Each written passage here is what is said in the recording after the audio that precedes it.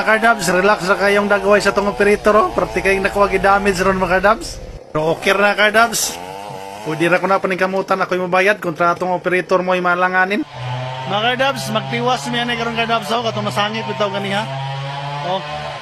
Pati sangita mga kardabs, so bintahan na lang kay dili kayo habog ba makabot ra ni Elmer. Ang isa ni kardabs nasalay diri ganiha mo ning itumba pod, nasalay na pod balik siya.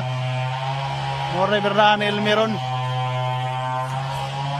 Si Elmer na pahuay pa kay bago pang magkaon kay lamig isudan, tinunuan nga utan. Naletra na ko diya sa dapin sa dalan. Di, kondisyon na kayong lawas mga kadabso. So, ikaw lang na sot. Tingin dulu ito. Kaya ka na ni mo? Kaya. Ha? Hindi na lang kay. Sini na lang. Berikan kau. Kaya rin na, kaya daw niya na. Minsan kaya mukat.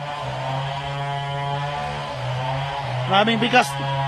Silingan na to mga kadabso. Duha ka makina o, ka tubag-tubag. Ha?